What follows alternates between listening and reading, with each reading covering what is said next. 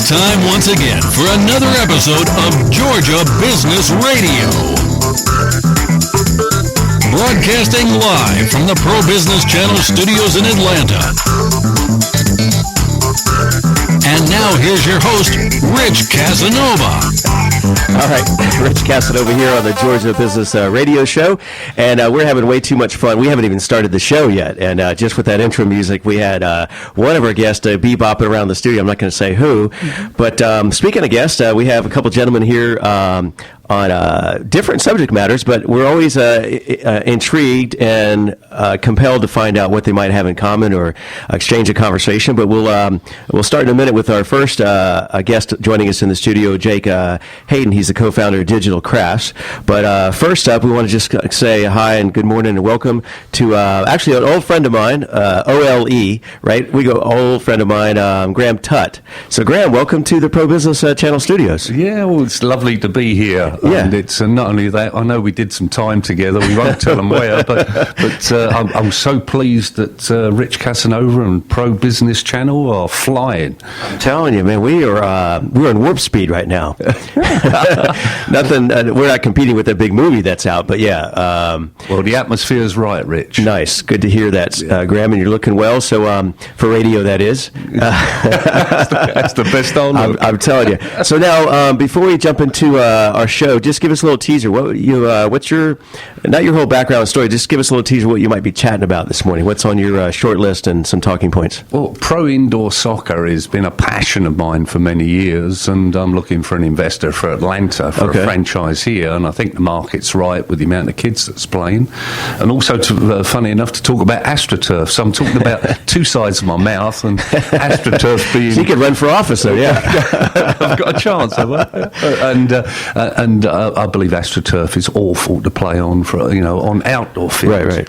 We've got no option, but with indoors, of course. But I'm hoping that Arthur Blank may be listening to this and put a grass field on the new stadium. Yeah. So you're looking at you're the driving force behind bringing indoor soccer to Atlanta and then to other markets we'll talk about during the segment as well, right? There's 22 other markets at the present time, franchises. Nice. It's a healthy league. Right, yeah. Absolutely. And you know a little bit about soccer, right? Yes or yes? Oh, I was brought up with it since I was 5. Tripped over a ball when I was 5. There you go. Nice. Well, welcome once again. First time visiting to the studio, long time friend, Graham Tutt. We'll jump into your conversation in just a moment, but let's turn our attention to our first guest joining us in the studio. Jake Hadden and I go way back to like the reception area at the lobby, right? That's right. We've known each other for quite some time. Yeah, about 10 minutes, give or take. Yeah. All right. So, and you're the co-founder of DigitalCrafts. So let's kind of jump right into this and. For folks, I went to the website. I have some questions, but when people meet you and they say DigitalCrafts, tell us about that. Yeah. So first and foremost, I'm really here to educate the Atlanta market on what a coding boot camp is, as well as introduce them to DigitalCrafts. And I'm glad to have Graham here and Rich. I'm glad that you and the Pro Business Channel are hosting us this morning. I've played soccer my whole life. Okay. He's a soccer man. 2 out of 3 people play soccer apparently. Yeah. I still claim my skill level is still very high. Right. Maybe not the case now. But a little afterwards, we'll get you guys out on the AstroTurf, yeah. And you can be the goalkeeper, Rich. Yeah. Referee, that's what I'm doing right now, yeah.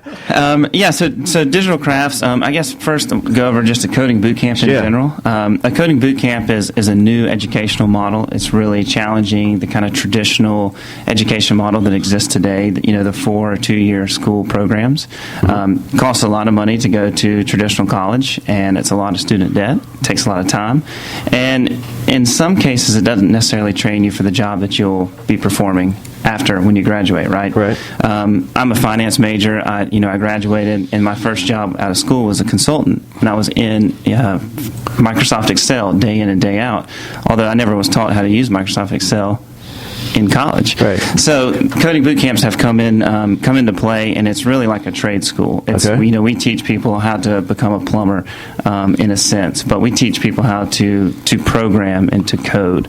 So students come into our program. They learn how to become software developers. We teach them how to build websites, build apps for the iPhone in a very short amount of time. It's an immersive program. They come in, we train them, and we help them get a job after they graduate. It's just from so beginning to end, all the way through the process. Right. That's probably kind of unique to maybe some other folks are bringing to the marketplace. Yeah, so DigitalCrafts is a little bit different than some other coding boot camps here in town. Surprisingly, Atlanta is one of the leading markets for coding boot camps. There are actually about 9 other schools here in Atlanta, and compare that to maybe New York that has 12. Dang, so that's crazy. What do you attribute that to? Or I don't know. I mean, there's an exploding tech market. Yeah. I'm sure you're all familiar with the Atlanta Tech Village here in Buckhead. Mm-hmm. That is a driving force behind it. But just across the U.S. in general, employers are really looking or in need for software developers, and the amount of software developers that are coming out of traditional schools like Georgia Tech learning computer science just can't supply the current demand. Right. So a lot of these coding boot camps have popped up to help support that effort. All right, and we have a number of other questions, but just let our listeners know the best way to kind of reach out to you and find out about what you're doing there.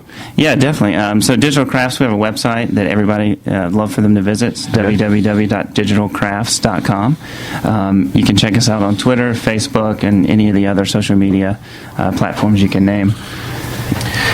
All right, and so now you're introducing this to Atlanta and the Southeast. What are some other markets besides Atlanta, I guess?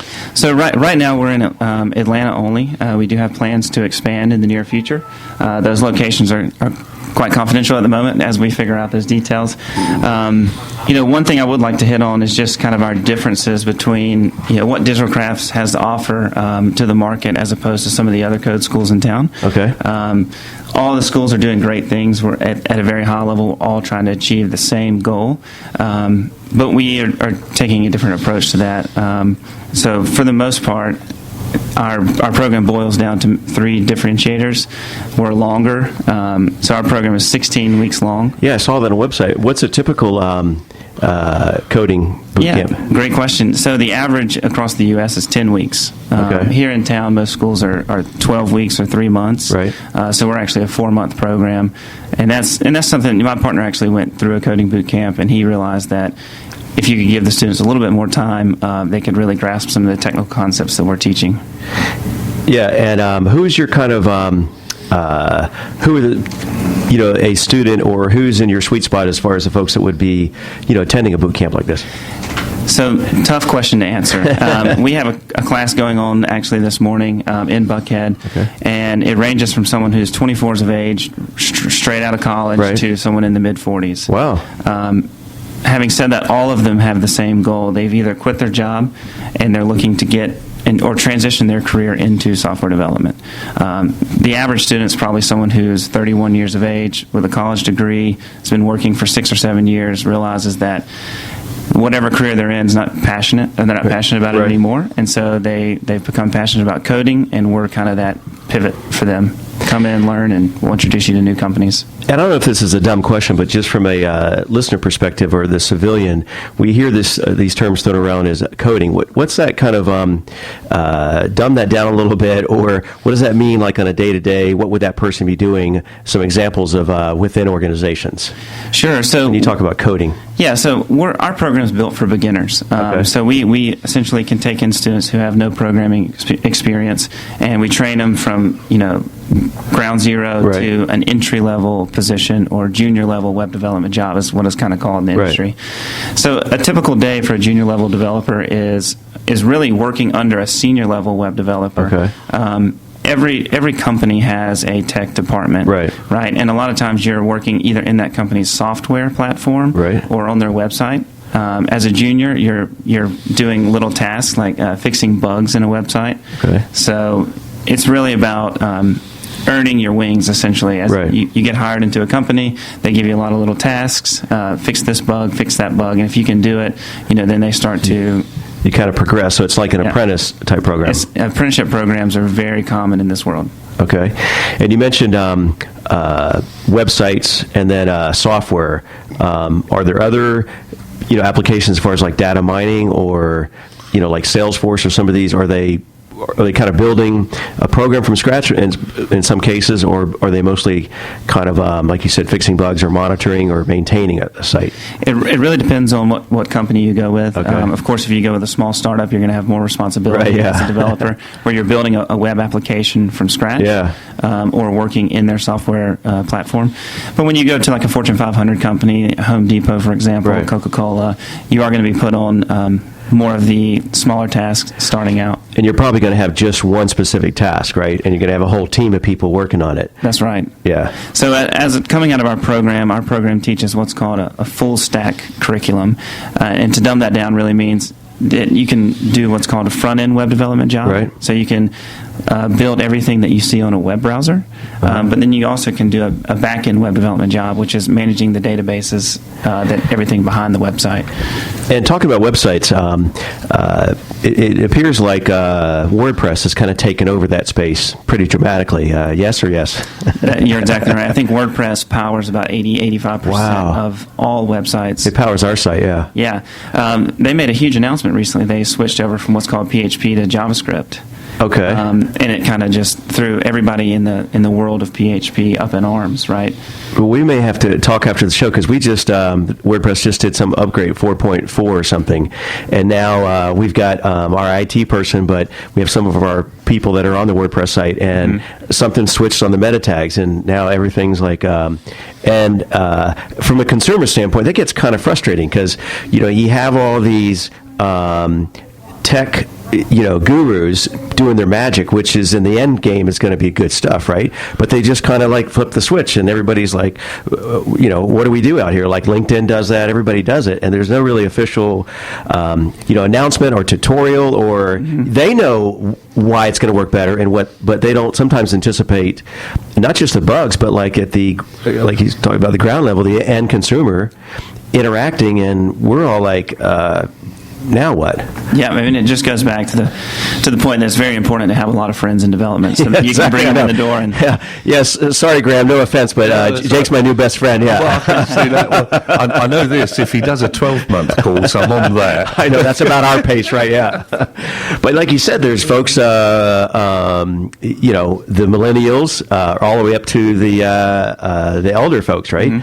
And that's so. A couple more questions. We're going to kind of switch gears here, but so how might students apply for a program like this? What's the process, and can you talk about cost or financing, or how many students, and give us some of the stats and numbers? Yeah, definitely. So I'll run through all those questions really quickly. Right. When it comes to application, and this kind of is one of the differentiators in our program and then some of the others in the U.S. or here in Atlanta, it's a 3-step process. We take our admissions process very seriously. So every student has to complete an online application, and through that we're looking for previous experience, professionalism, and then once we review their application, we invite them in for a one-on-one interview. Okay. After the interview, we give them a test. So they have to complete a code challenge. Ruh-roh. Yeah. But that's good, because then they're going to be happy with the end result if you're all on the same page. Right. And these are programs for beginners, and it's a very short program where they have to learn a lot of information. So the code challenge, we give them a study packet, and if they take 2 weeks to study, they should be able to pass the test. Oh, okay. So that's kind of our filter for determining if this person is motivated to actually learn these technical concepts in a short amount of time. Big time. So that's how they apply for the program. When it comes to cost, our program is $12,000. Okay. And we also have an elective program that students can take as well. And if they opt into the elective program, is $13,000. Okay. And reiterate, so this is from the entry level. Do you have like advanced courses? Can they come back or that's not your wheelhouse, or? It's a great question. Yeah. It's definitely something we'd like to offer in the future. Okay, what we do now for alumni is continued learning. So if a student takes our full immersive full-time class where they have to come in the classroom from 8 to 5 every single day and learn from a teacher, if they decide not to take the elective during that time period, they can always come back and take it at a discounted rate. Nice. And so let our listeners know, again, some social media handles, your website, whatever point of contact. Social security number, PIN for your ATM, whatever you want to give out. Yeah. Yeah. Well, I guess what I'd like to say is, check our website out, DigitalCrafts.com. We have our next class is coming up in February. I think we only accept 12 students per class. Oh, that's another question I was thinking of. So yeah, 12 per. So the next class comes up at the end of February. We only have 12 slots per class. I think we've accepted about 7 or 8 students so far for that class. So check us out. We have many different events. We have workshops where you can come and learn for free. We have open house events. We also just announced our monthly digital drafts, which is our happy hour event.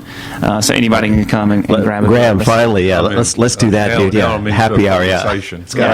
Yeah, we're done. Sorry. Okay. So digitalcrafts.com. Pretty straightforward. And where's the class held? You said in Atlanta or Buckhead or? Yep. So our campus it's all in-person learning, and it's right next door to the Atlanta Tech Village. Okay. Right here in Buckhead. Nice. Well, fish where the fish are, right? Yeah. That's right.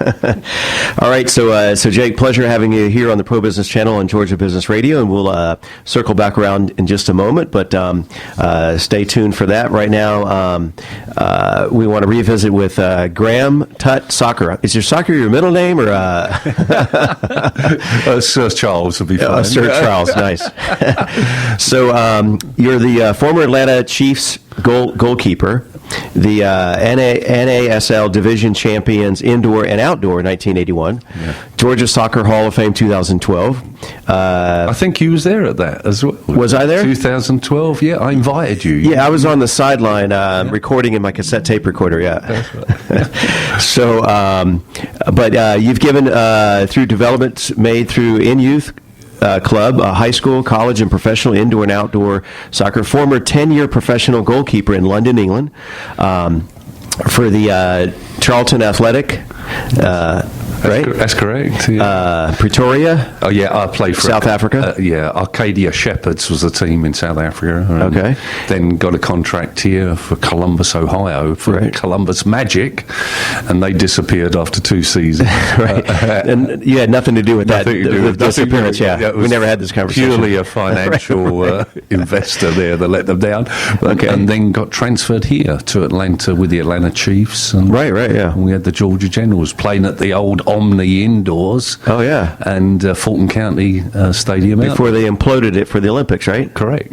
And now, so let's kind of, a little bit of background. So now we want to talk about proposing a new stadium and talk about what Arthur Blank is building. And I was down at the stadium this past Saturday. Our football team at Pace, they got to the football finals, high school football, and I looked around the new stadium and thought it was magnificent. And I was talking to some people there, and they told me it was going to be AstroTurf, and I was a little bit. I hope they will change their mind at that because no doubt athletes want to play on grass. Yeah.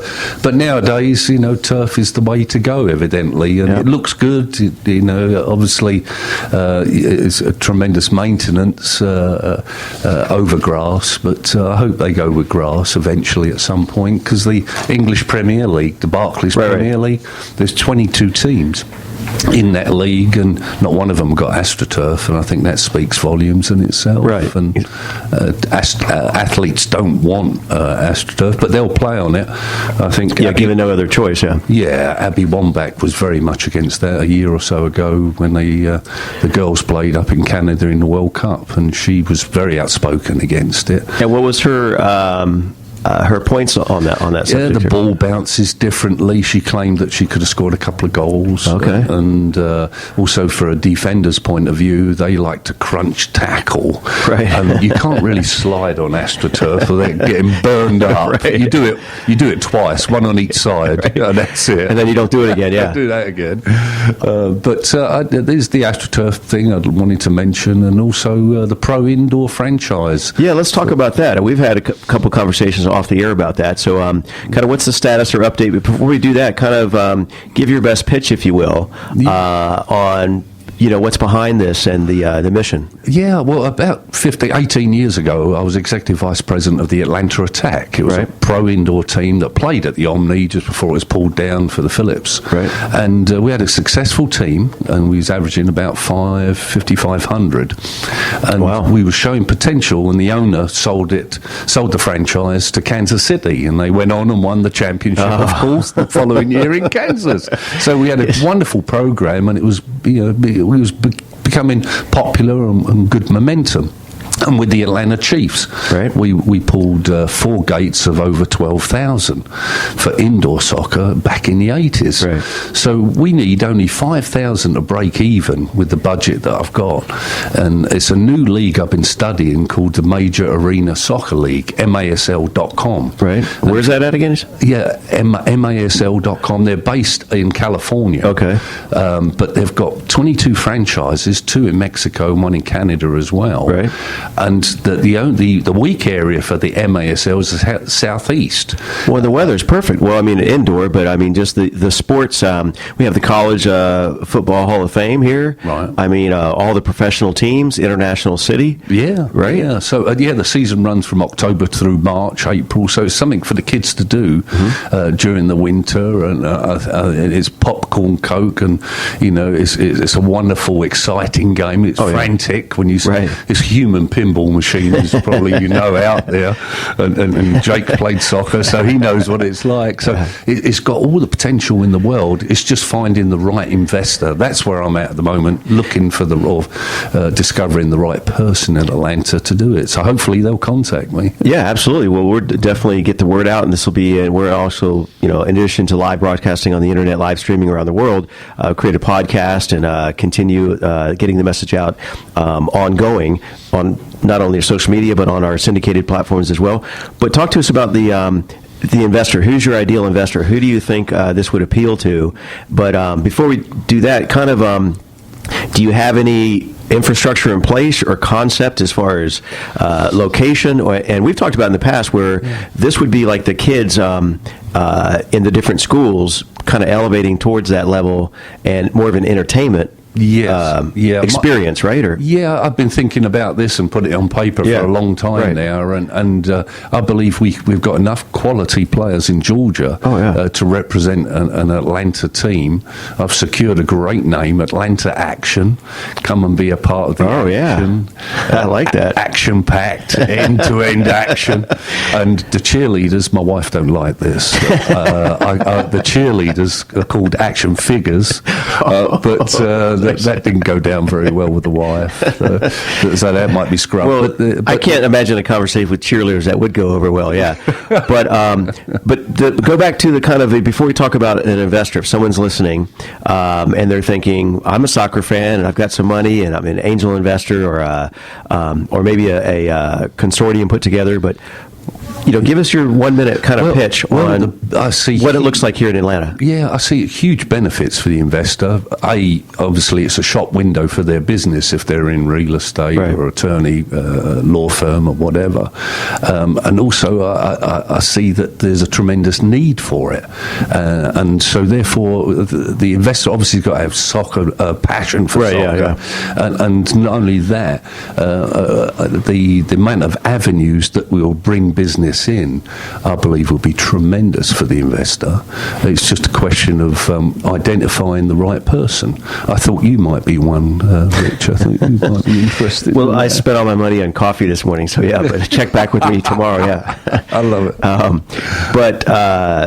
So in the concept, I mean, like I said, we've talked in the past, so, correct me or update me if there's been some changes. Is this still the premise launching here in Atlanta with Atlanta Action and then bringing it to other markets? Well, about 10 years ago, I had 12 investors for a pro indoor soccer league we was going to develop. Right. And it was going to be a co-ed, 3 men, 3 women on the turf at all times. Right. Unfortunately, the 12 investors I had were real estate brokers and bubble burst. I haven't heard from them from that day, 12 years ago.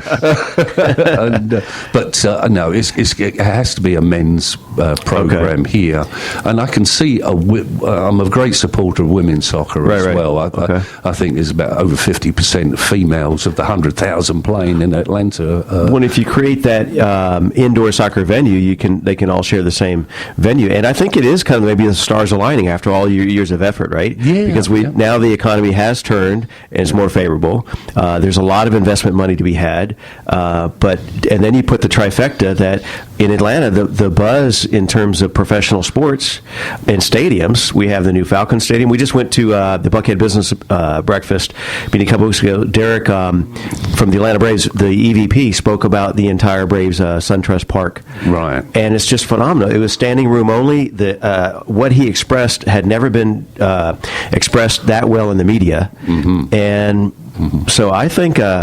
the timing is right, I believe. I think there's enough kids playing in the Atlanta area. It's about 65,000 kids of the 100,000 in Georgia playing. Wow. And there's close to 15,000 adults, 7,000 referees, and there's a lot of females playing as well. And I can see the indoor market being especially attractive to high school kids, where girls go, guys will turn up as well. Right. And there's a tremendous amount of females that love watching indoor soccer. Absolutely. So let's talk to us about a weekly soccer roundup. What is that? I've wanted to do this for some time, Rich, and after talking with you yesterday, I see a great opportunity for corporate sponsors who are out there and sponsored in soccer programs now can get on the airlines or airwaves, I should say, and I see that as a great opportunity for the corporate sponsor themselves, like getting Mr. Powerade to come in here and talk, or Publix, who have been a tremendous supporter, and getting the CEO of Publix to come and talk about why they support soccer. Right. And it'd be nice to hear their side of the story, why they're involved. Yeah, you could have the Publix soccer arena. That could be it. Could be. They could rename the Gwinnett Arena or the Phillips Arena. The Publix have been a tremendous supporter for 20 years, and you see a lot of posters in their stores. They've recognised that there's a fantastic market for them. Now, have you looked at any geography as far as is there a area of Atlanta that kind of is on your short list that you think would be a good geographical placement for an indoor soccer? We would probably play at the Gwinnett Arena to initiate. I put an exhibition game on there a few years back, and it proved successful. With it was a USA All Stars versus the International All Stars, a men's game and a women's game, and we got close to 5,000 then without any advertising or promotions. I couldn't afford that. Right. I just wanted to test the market, and with little advertising, 5,000 showed up. And we only need 5,000 to break even, as mentioned. So I think we can average about 7,000 to 8,000 because it's a 10-game season. There's 22 franchises mentioned in the league. And we don't necessarily have time for this right now, but from what previous conversations, you pretty much have this mapped out as a business plan for potential investor of crunching those numbers of ticket sales, sponsorship, return on their investment. All those numbers, right? Yes. An average ticket price, $20 a ticket. Right. And we're looking at I think that's quite reasonable nowadays, and a budget that can go between 700,000 to 2.1 million. Right. So you can really put a lot of money into it, or you can just hopefully scrape by with 700,000. But that's a good start. To be realistic, I think around about $1.1 million as an annual budget. I think probably one of the ball boys or bat boys at the Braves gets that. So it should be. You just have them have their own soccer league. So Graham, let our listeners know what's the best way to kind of reach out to you and or for an investor listening to contact you. Well, my email address is Graham, Graham, Tutt, Tutt @att.net, or they can call me on my cell. If that's okay. Yeah, absolutely. 404-702 8059. And I think once they get to see the full picture of the program, they'll be excited about it, because there'll be something we can be proud about in Atlanta, and developing something that can be here for many, many years, I hope. Yeah, and it's just another feather in the cap for Atlanta and their and all the activity going on here. So, so we are just about out of time here. If I could just mention the Major Arena Soccer League, MASL.com. Okay. If you check that out, and you'll see the volume of franchises, and the big gap they've got is in the southeast, which we will fill, hopefully. And so at that site, they'd kind of get a concept of what we could bring here to Atlanta. Correct. Okay. Yeah, and the standard and the level of play. But thanks for having us on, Rich. Yeah. Congratulations on your show. Thank you very much. Absolutely. And maybe DigitalCrafts could be the corporate sponsor for the Indoor Soccer League. Yeah, we'd love to be a sponsor. We'll build you a website if you. There you go. Put our name on the stadium. That's great. Nice. I'm telling you. See, a website will be held. Yeah. Rich is so good at building bridges. He's wonderful. There's magic here in the studio, and unfortunately, we are out of time for this episode of the Georgia Business Radio. But just another exciting episode. I want to thank our guests for being here, and we'll see you next time here in the studio for the Pro Business Channel. Rich Casanova, once again. See you next time. Thank you again for joining Rich Casanova and our guests on the Pro Business Channel. Use the social media links here to share today's show, and stay tuned for the next episode of Georgia Business Radio.